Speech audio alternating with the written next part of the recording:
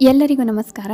ಗಣೇಶ ಗೌರಿ ಹಬ್ಬನ ತುಂಬ ಚೆನ್ನಾಗಿ ಆಚರಣೆ ಮಾಡಿರ್ತೀವಿ. ಆದರೆ ಚಂದ್ರನ ನೋಡ್ಬಿಟ್ಟಿದೀವಿ ಅನ್ನೋ ಒಂದು ಭಯ ಏನಾದರೂ ಇತ್ತು ಅಂತಂದರೆ ಈ ಒಂದು ಮಂತ್ರನ ಹೇಳ್ಕೊಂಡ್ರೆ ಹಾಗೇನೆ ಈ ಕಥೆನ ಕೇಳಿದ್ರೆ ಆ ದೋಷಗಳು ಪರಿಹಾರ ಆಗುತ್ತೆ ಅಂತ ಹೇಳ್ತಾರೆ.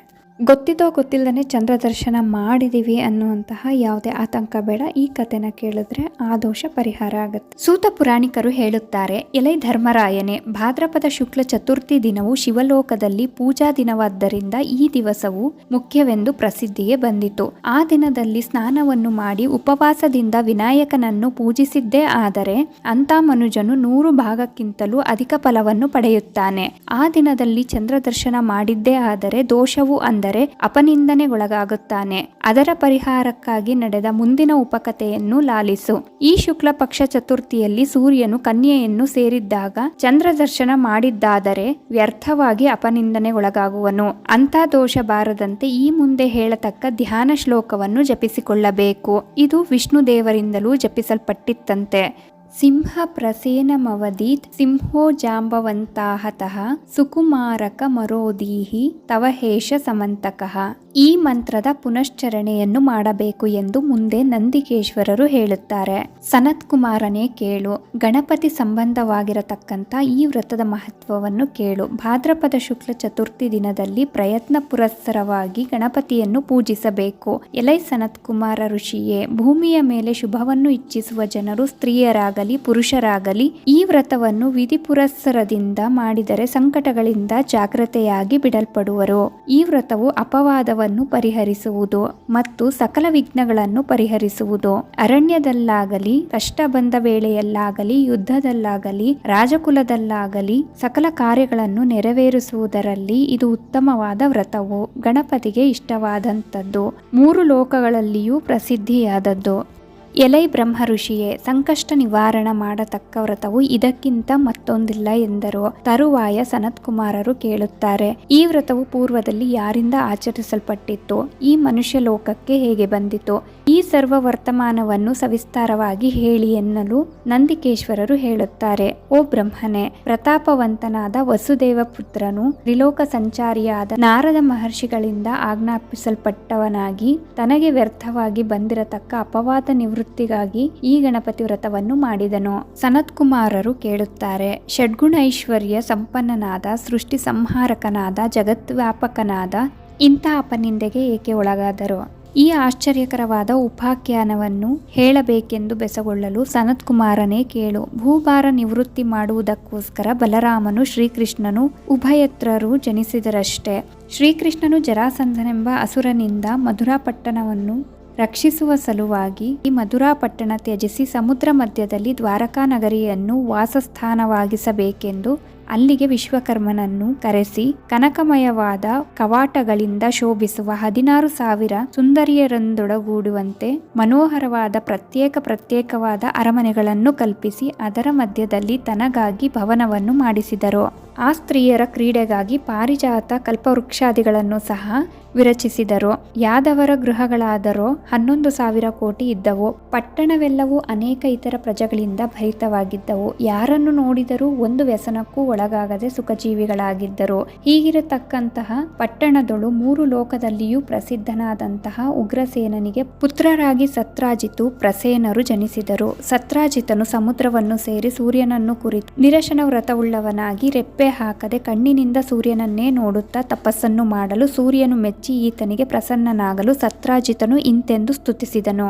ತೇಜೋ ರಾಶಿ ರೂಪನಾದವನೇ, ಸರ್ವತೋಮುಖನಾಗಿರುವವನೇ, ವಿಶ್ವವ್ಯಾಪಕನೇ, ನಿನಗೆ ನಮಸ್ಕಾರವು. ಹಸುರಾದ ಕುದುರೆಯುಳ್ಳವನೇ, ನವಗ್ರಹಗಳಿಗೆ ರಾಜನಾದವನೇ, ಚಂದ್ರ ಪ್ರಕಾಶವುಳ್ಳವನೇ, ಗಾಯತ್ರಿ ಸ್ವರೂಪನಾದವನೇ, ಸರ್ವಕ್ಕೂ ದೇವನಾದವನೇ, ನಿನಗೆ ನಮಸ್ಕಾರವು.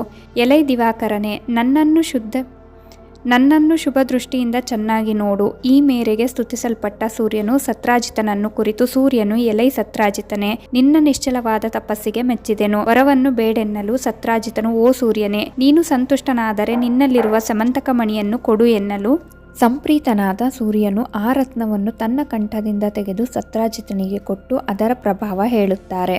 ಇದು ದಿನವೊಂದಕ್ಕೆ 8 ಸಲ ಬಂಗಾರವನ್ನು ಕೊಡುತ್ತದೆ.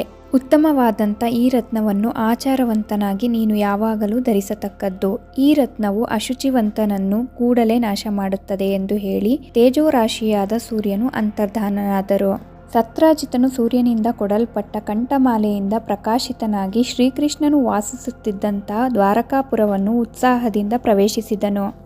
ಆತನಿಂದ ಬರತಕ್ಕ ಆ ಮಹಾಪ್ರಭೆಯನ್ನು ಈಕ್ಷಿಸಿ ಜನರು ಈತನು ಸೂರ್ಯನೇ, ನೋಡತಕ್ಕವರ ನೇತ್ರಗಳನ್ನು ತನ್ನ ಬೆಳಕಿನಿಂದ ಮುಚ್ಚುತ್ತಾ ಶ್ರೀಕೃಷ್ಣನನ್ನು ನೋಡುವುದಕ್ಕೋಸ್ಕರ ಬಂದಂತೆ ಇದೆ, ಏನೇನೂ ಸಂಶಯವಿಲ್ಲ ಎಂದೆನ್ನುತ್ತಿರುವಷ್ಟರೊಳಗೆ ಸತ್ರಾಜಿತನು ಸಮೀಪಕ್ಕೆ ಬರುತ್ತಲೇ ಈತನು ಸೂರ್ಯನಲ್ಲ, ಸೂರ್ಯನಿಂದ ಅನುಗ್ರಹಿತವಾದ ಪದಕವನ್ನು ಧರಿಸಿರುವ ಸತ್ರಾಜಿತನು ಎಂದರು. ಎಲ್ಲರೂ ಆ ಮಹಾರತ್ನದ ಮೇಲೆ ಆಸೆಪಟ್ಟರು. ಶ್ರೇಷ್ಠವಾದ ಸಮಂತಕವು ಎಲ್ಲರಿಗೂ ಲಭ್ಯವೇ? ಎಂದಿಗೂ ಇಲ್ಲ. ಸತ್ರಾಜಿತನು ಈ ಪದಕವು ತನ್ನ ಕಂಠದಲ್ಲಿದ್ದರೆ ಶ್ರೀಕೃಷ್ಣನು ಕೇಳುವನು ಎಂಬ ಭಯದಿಂದ ತನ್ನ ತಮ್ಮನಾದ ಪ್ರಸೇನನಿಗೆ ಆಚಾರವಂತನಾಗಿ ನೀನು ಇದನ್ನು ಧರಿಸಿಕೊಂಡಿರು ಎಂದು ಸಮಂತಕ ಮಣಿಯನ್ನು ಕೊಟ್ಟನು. ಒಂದು ದಿನ ಆತನು ಈ ಮಣಿಯನ್ನು ಧರಿಸಿಕೊಂಡು ಮೃಗವಿಹಾರಕ್ಕಾಗಿ ಶ್ರೀಕೃಷ್ಣನೊಡನೆ ಸೇರಿ ಹೊರಟನು. ಅಶ್ವವನ್ನೇರಿದ ಕಾರಣದಿಂದ ಪ್ರಸೇನನು ಅಶುಚಿಯಾದನು. ಶ್ರೀಕೃಷ್ಣನ ಪರಿವಾರದಿಂದ ಬೇರೆಯಾದ ಪ್ರಸೇನನನ್ನು ಒಬ್ಬನೇ ಅಶ್ವಾರೂಢನಾಗಿ ಹೋಗುತ್ತಿರಲು ಒಂದು ಸಿಂಹವು ಪ್ರಸೇನನನ್ನು ಸಂಹಾರ ಮಾಡಿ ಅವನ ಕಂಠ ಪ್ರದೇಶದಲ್ಲಿ ಶೋಭಿಸುತ್ತಿದ್ದ ಸಮಂತಕ ಮಣಿಯನ್ನು ತೆಗೆದುಕೊಂಡಿತು. ಆಮೇಲೆ ಜಾಂಬವಂತನೆಂಬ ಕರಡಿಯು ಆ ಸಿಂಹವನ್ನು ಕೊಂದು ಆ ಮಣಿಯನ್ನು ತೆಗೆದುಕೊಂಡು ತನ್ನ ಗುಹೆಗೆ ಹೋಗಿ ತನ್ನ ಮಗಳಾದ ಜಾಂಬವತಿಯ ಕೈಗೆ ಕೊಡಲು ಆಕೆಯು ಅದನ್ನು ಮಗುವಿನ ತೊಟ್ಟಿಲಿನ ಮೇಲೆ ಅಲಂಕಾರಾರ್ಥವಾಗಿ ಕಟ್ಟಿದಳು. ಇತ್ತ ಅರಣ್ಯದಲ್ಲಿ ಶ್ರೀಕೃಷ್ಣನು ಪ್ರಸೇನನು ಹಿಂದಿರುಗಿ ಬಾರದಿದ್ದರಿಂದ ವ್ಯಾಕುಲನಾಗಿ ತನ್ನ ಸೈನ್ಯ ಸಹಿತ ನಗರವನ್ನು ಸೇರಿದನು. ಒಂದೆರಡು ದಿನಗಳಾದ ತರುವಾಯ ಪ್ರಸೇನನು ಬಾರದೇ ಇದ್ದುದರಿಂದ ಶ್ರೀಕೃಷ್ಣನೇ ಆ ಸಮಂತಕ ರತ್ನದ ಆಸೆಯಿಂದ ಪ್ರಸೇನನನ್ನು ಕೊಂದಿರಬೇಕು, ಮಣಿಯ ಆಸೆಯಿಂದ ಬಂಧುವನ್ನು ಕೊಂದನಲ್ಲ ಎಂದು ದ್ವಾರಕಾ ನಗರದಲ್ಲಿರುವ ಸರ್ವರು ಈ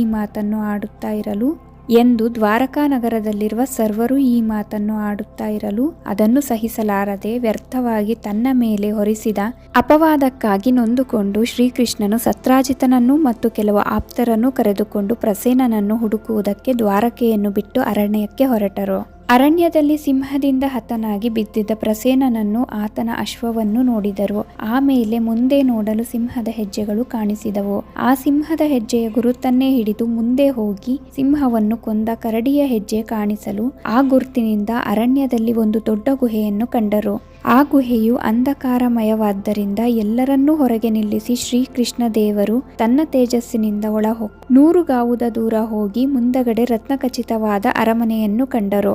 ಅದರಲ್ಲಿ ತೊಟ್ಟಿಲೊಳಗೆ ಮಲಗಿದ್ದ ಅಪರಿಮಿತ ಕಾಂತಿಯುಳ್ಳ ಜಾಂಬವಂತನ ಆ ತೊಟ್ಟಿಲಿಗೆ ಕಟ್ಟಿರತಕ್ಕ ಸಮಂತಕ ರತ್ನವನ್ನು ನೋಡಿದರು. ಪುಂಡರೀಕಾಕ್ಷನಾದ ಶ್ರೀಕೃಷ್ಣನು ರೂಪ ಯೌವನಗಳಿಂದ ಕಂಗೊಳಿಸುವ ಕನ್ನಿಕೆಯಾದ ಜಾಂಬವಂತನ ಮಗಳನ್ನು ಕಂಡನು. ಕಮಲದಂತೆ ವಿಶಾಲವಾದ ಕಣ್ಣುಗಳುಳ್ಳ ಶ್ರೀಹರಿಯು ತೊಟ್ಟಿಲನ್ನು ತೂಗುವ ನಗುಮುಖದ ಸುಂದರಿಯನ್ನು ನೋಡಿ ಆಶ್ಚರ್ಯಭರಿತನಾದರು. ಆಗ ತೊಟ್ಟಿಲನ್ನು ತೂಗುತ್ತಾ ಆ ಬಾಲೆಯು ಸಿಂಹವು ಪ್ರಸೇನನನ್ನು ಕೊಂದು ಮಣಿಯನ್ನು ತೆಗೆದುಕೊಂಡು ಹೋಗುವುದನ್ನು ಜಾಂಬವಂತನು ನೋಡಿ ಆ ಸಿಂಹವನ್ನು ಕೊಂದು ಆ ಮಣಿಯನ್ನು ತಂದಿದ್ದಾನೆ. ಎಲೈ ಮಗುವೆ, ಅಳಬೇಡ, ಈ ಮಣಿಯು ನಿನ್ನದು, ಇದನ್ನು ನೋಡಿಕೊಂಡಿರು, ರೋದನ ಮಾಡಬೇಡ ಎಂದು ಹೇಳುತ್ತಾ ತೊಟ್ಟಿಲನ್ನು ತೂಗುತ್ತಿದ್ದಳು. ಜಾಂಬವತಿಯು ಕೃಷ್ಣನನ್ನು ಕುರಿತು ಹೊರಟು ಹೋಗು, ಇಲ್ಲಿ ನಿಲ್ಲಲಾಗದು, ಈ ರತ್ನವು ನಿನಗೆ ಬೇಕಾಗಿದ್ದರೆ ಜಾಂಬವಂತನು ನಿದ್ರೆಯಿಂದ ಏಳುವುದರೊಳಗಾಗಿ ತೆಗೆದುಕೊಂಡು ಬೇಗನೆ ಹೋಗು ಎಂದು ಮೆಲ್ಲಗೆ ಹೇಳಲು ಆ ಬಾಲೆಯ ಮಾತನ್ನು ಕೇಳಿ ಸ್ವಾಮಿಯು ಮುಗುಳ್ನಗೆಯಿಂದ ಗಟ್ಟಿಯಾಗಿ ಧ್ವನಿಯಾಗುವಂತೆ ತನ್ನ ಪಾಂಚಜನ್ಯವನ್ನು ಊದಿದರು. ಆ ಮಹಾಧ್ವನಿಯಿಂದ ಎಚ್ಚೆತ್ತ ಜಾಂಬವಂತನಿಗೂ ಶ್ರೀಕೃಷ್ಣನಿಗೂ ಯುದ್ಧವು ಪ್ರಾಪ್ತವಾಯಿತು. ಬಿಲದ್ವಾರದಲ್ಲಿರತಕ್ಕ ಜನರು 7 ದಿನ ಪರ್ಯಾಂತರವೂ ಶ್ರೀಕೃಷ್ಣನು ಬಿಲದಿಂದ ಹೊರಗೆ ಬಾರದಿರುವುದನ್ನು ಕಂಡು ಶೋಕಾರ್ತರಾಗಿ ದ್ವಾರಕೆಗೆ ಹಿಂತಿರುಗಿ ಶೋಕಿಸುತ್ತಿದ್ದರು. ಇತ್ತ ಗುಹೆಯಲ್ಲಿ ಶ್ರೀಕೃಷ್ಣ ಜಾಂಬವಂತರಿಬ್ಬರಿಗೂ 21 ದಿನ ಪರ್ಯಂತ ಯುದ್ಧವು ಜರುಗಿತು. ಅಮಿತ ಪರಾಕ್ರಮಿ ಭಲ್ಲೂಕವೀರನಾದ ಜಾಂಬವಂತನು ರಣದಲ್ಲಿ ಬಳಲಿದನು. ಶ್ರೀಕೃಷ್ಣನ ಪರಾಕ್ರಮವು ಹೆಚ್ಚಾಗಲು ಜಾಂಬವಂತನು ತ್ರೇತಾಯುಗದಲ್ಲಿ ಶ್ರೀರಾಮನ ಪರಾಕ್ರಮವನ್ನು ಸ್ಮರಿಸಿ ಈ ರೀತಿ ಸ್ತುತಿಸಿದನು. ಯಕ್ಷ ರಾಕ್ಷಸರಿಂದಲೂ ದೇವತೆಗಳಿಂದಲೂ ಅಜೇಯನಾಗಿರತಕ್ಕ ನಾನು ನಿನ್ನಿಂದ ಪರಾಜಿತನಾದೆ. ನೀನು ನಿಶ್ಚಯವಾಗಿ ದೇವಶ್ರೇಷ್ಠನು. ನೀನು ವಿಷ್ಣುವಲ್ಲದಿದ್ದರೆ ಇಂಥ ಶೌರ್ಯವು ಇರಲಾರದು ಎಂದು ಜಾಂಬವಂತನು ಸ್ತುತಿಸಲು ಸುಪ್ರೀತನಾದ ಶ್ರೀಕೃಷ್ಣನು ತನ್ನ ರಾಮಾವತಾರವನ್ನು ಅವನಿಗೆ ದರ್ಶನ ಮಾಡಿಸಿದರು. ಶ್ರೀರಾಮ ದರ್ಶನದಿಂದ ಪುಳಕಿತರಾದ ಜಾಂಬವಂತನು ಗೋವಿಂದನಿಗೆ ತಾನು ತಂದಿದ್ದ ಮಣಿಯನ್ನು ಸಮರ್ಪಿಸಿದನು. ಸಮಂತಕೋಪಾಖ್ಯಾನವನ್ನು ಹೇಳುತ್ತಾ ನಾ ಈ ವಿಡಿಯೋನ ಇಲ್ಲಿಗೆ ಎಂಡ್ ಮಾಡ್ತಾ ಇದ್ದೀನಿ. ಈ ಕಥೆ ನಿಮ್ಗೆ ಇಷ್ಟ ಆದರೆ ದಯವಿಟ್ಟು ನಮ್ಮ ಚಾನಲ್ಗೆ ಸಬ್ಸ್ಕ್ರೈಬ್ ಆಗಿ, ಲೈಕ್ ಮಾಡಿ, ಶೇರ್ ಮಾಡಿ, ಹಾಗೆ ಕಮೆಂಟ್ ಮಾಡಿ.